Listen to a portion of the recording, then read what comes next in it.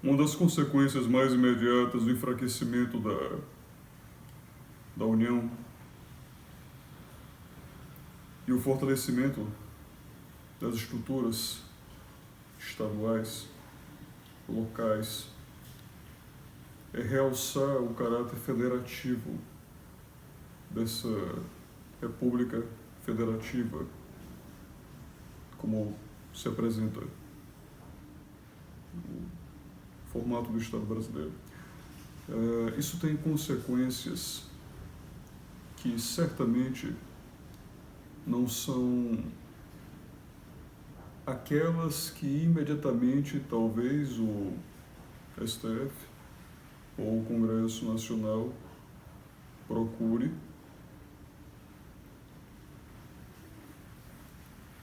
E o custo de se enfraquecer a qualquer custo a União é que essas estruturas locais, passando a ser a fonte mais densa de poder, elas vão transferir o palco do conflito, mas atrasar a derrota não é necessariamente uma vitória inquestionável. Talvez a meta desses adversários, né, que hoje se organizam para estabelecer essa localidade de poder, seja uma vitória de Pirro. Uma vitória de Pirro já seria superior, talvez, a uma aniquilação completa, a atrasar a própria derrota. Da ótica dessa coalizão de forças que procura manter a antiga dinâmica de poder que vigorava e que em grande medida ainda vigora entre executivo, legislativo e judiciário, essa dinâmica que foi desrompida, que foi ameaçada, sem dúvida alguma, no mínimo ameaçada, com a eleição de 2018. Mas essa ascendência do federalismo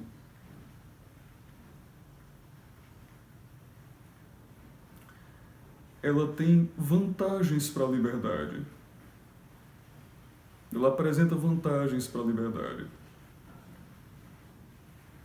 E eu argumento vantagens para a liberdade porque, obviamente, nenhuma teoria ética se organiza direcionalmente, se fundamenta direcionalmente em antagonismo à liberdade. Talvez uma teoria antiética pudesse assim descrever, eu argumentaria. Uma teoria pró-escravidão. Todo o trabalho da argumentação, todo o trabalho da lógica em uma teoria pró-escravidão é fazê-la inexorável ou necessária, não é? Ninguém acorda para escrever uma teoria ética com a expectativa de vender sem custo uma tese pró-escravidão, né? Mais provável até que ele venda pró-escravidão com a maquiagem de liberdade. Como, de certo modo, pudesse argumentar do Leviatã Hobbesiano, por exemplo. Mas esse federalismo, ele pode ser aproveitado agora, porque existe um argumento muito forte, alicerçado em coragem, alicerçado em não parecer fraco, certo? Em política eu já apresentei aqui anteriormente a ideia de que o custo máximo é aquele da exposição como fraco. Esse é o custo máximo. Essa é a característica que não se pode licenciar.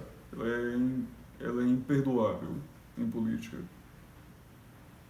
Então, na eleição que agora chega, essas eleições, É óbvio que os adversários do Bolsonaro, por exemplo, têm uma dificuldade grande, porque quanto mais tempo ele ganha, mais tempo ele tem para organizar seu partido, sua infraestrutura de influência política, etc. Por outro lado, mais tempo eles têm para pauperizá-lo também, para fragilizar a União. Isso é verdade. Mas se eles antecipam, se eles mantêm a eleição, isso também é feito com risco, dada a popularidade que ele tem e dada a condição de fragilidade potestativa, fragilidade popular, inclusive, que os acomete. A tendência, claro, é que se eles controlam a ocorrência e óbvio que eles controlam, né? Óbvio que eles controlam a ocorrência da eleição, porque qualquer um desses partidos pode entrar com um pedido de prorrogação, de alteração da data da eleição, e a última palavra sempre é do STF, e o STF é anti-bolsonarista. Então, o STF pode estabelecer quando bem quiser. Nesse momento, a condição potestativa do STF é completa, salvo intervenção militar. Salvo intervenção militar. É com isso que o Bolsonaro sobrevive, porque a popularidade dele mais a influência do Exército bloqueiam os adversários. Então, diante da situação, como só restam estes dois pilares, eu argumentaria que a expectativa comportamental política, ou seja, a ação política mais favorável, mais lógica ao conceito de poder, é que o Bolsonaro solte o Exército. Porque o Exército é a única força contra a qual o STF não consegue se antagonizar. O STF ele não tem peito contra o Exército, vamos descrever assim. Ele não tem peito contra o Exército. Então a tendência é que, diante da atual circunstância em que o STF legislou essa hipérbole, que não é exatamente uma hipérbole do federalismo, né? Mas essa ampliação do federalismo, essa conveniente ampliação do federalismo e o enfraquecimento. Antes fosse, talvez, cada um tivesse um código penal e se criasse conflito entre eles. Ok, mas não é o caso. Existe uma certa união, uma incerta união entre essas estruturas locais, protegidas pela última palavra constitucional do STF, que consegue lhes conceder um aparato de poder conflitivo e retirar o papel que o Congresso exercia pelo STF de conflito político contra o Executivo. Ele agora utiliza um outro proxy, não é? Uma outra fachada, que são os governos, que são os governadores, para antagonizar a estrutura do Executivo, a estrutura central do Executivo, que lhe é inconveniente, para neutralizar a estrutura central do Executivo. Nesse cenário, o Bolsonaro ele deve soltar o Exército. O que eu quero me referir com soltar o Exército? Ele deve, o mais rápido possível, ampliar suas estruturas de popularidade, é verdade, sem dúvida alguma. Mas ele precisa hiperbolizar a politização do Exército. Porque o Exército já é uma estrutura que tem atuado, que obviamente sempre atua politicamente, mas tem atuado, foi internalizado a estrutura de poder, foi reinternalizado a estrutura de poder pós-regime militar com a eleição de 2018. E ele é imune à atuação do STF, diferente do governo federal, diferente da estrutura do Estado. Portanto, essa é a medida de excelência na organização do poder contra, por mais que isso amplie a dependência dele ao exército, essa é a organização, é a conduta de excelência potestativa logicamente disponível a ele. Isso significa que do mesmo jeito, do mesmo modo como houve uma federalização do conflito de poder com o governo central, e isto ocorreu sob os auspícios da última palavra constitucional, da qual o STF tem na disposição, da mesma maneira que isso faz uma espécie de tirania branda do STF, a tendência potestativa contrária é que ocorra uma intervenção branda militar. Esses paradoxos, eles caracterizam a democracia brasileira. Do mesmo modo que eu poderia dizer o Congresso é uma estrutura democrática de impopularidade, não é?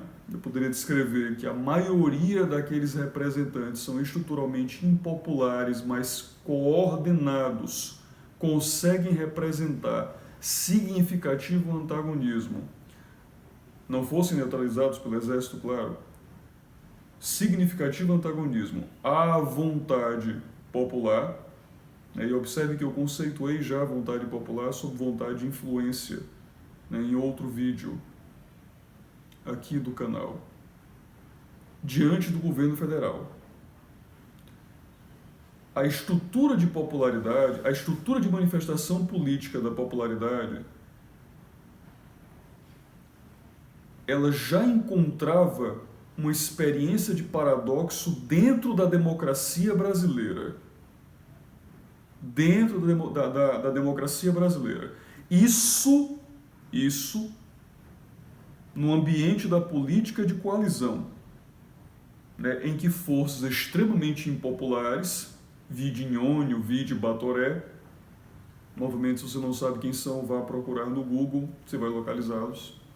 Vai procurar Nhonho, Câmara Federal, vai procurar Batoré, Senado Federal.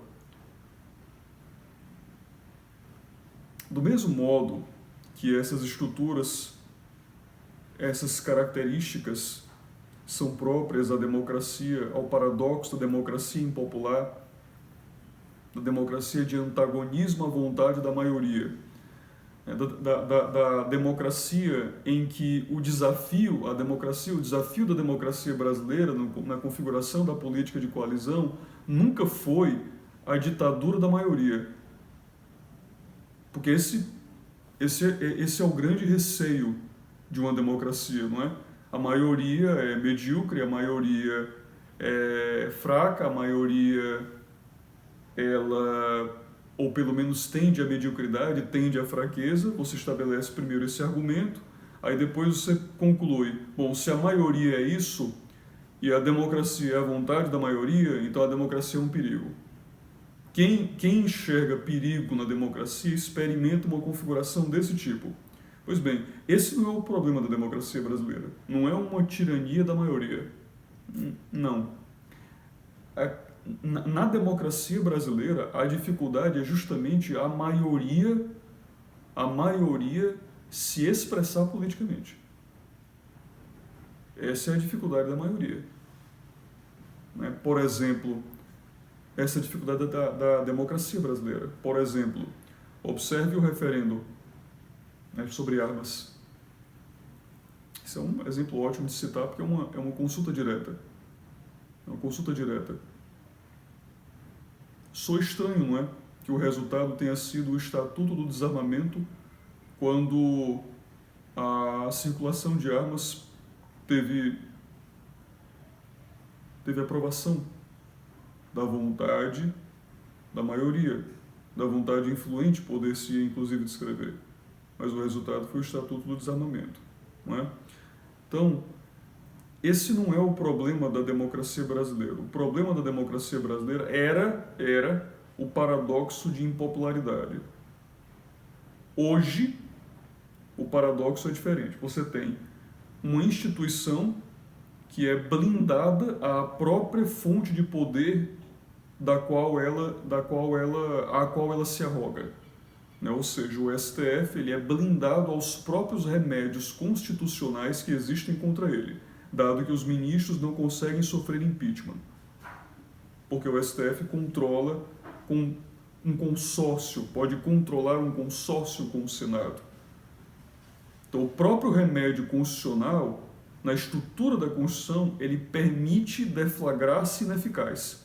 Basta o STF consorciar-se com o Senado. Isso neutralizaria o remédio constitucional. E o STF tem a última palavra constitucional. Então ele consegue ser incontestável, portanto tirânico. Só que isso acontece constitucionalmente, quer dizer, é uma tirania constitucional. É mais um paradoxo. Pressupõe-se que a Constituição está ali para frear o exercício tirânico, que a lei está ali para conter o exercício do arbítrio. A lei e o arbítrio haveriam, né, ocorreria deles eventualmente se fazerem ali presentes, mas em antagonismo? Não é o caso. Haveriam de ser adversários, não é o caso. Já a resposta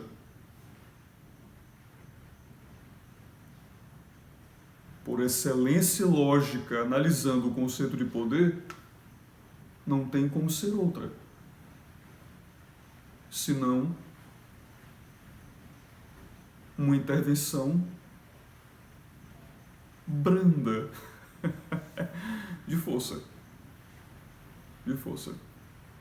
Essa ameaça constante da política de trincheiras vai chegar em um ocaso. Tem uma hora em que todo mundo enche o saco de trincheira. E é o tempo de conhecer quem é o vencedor. É isso.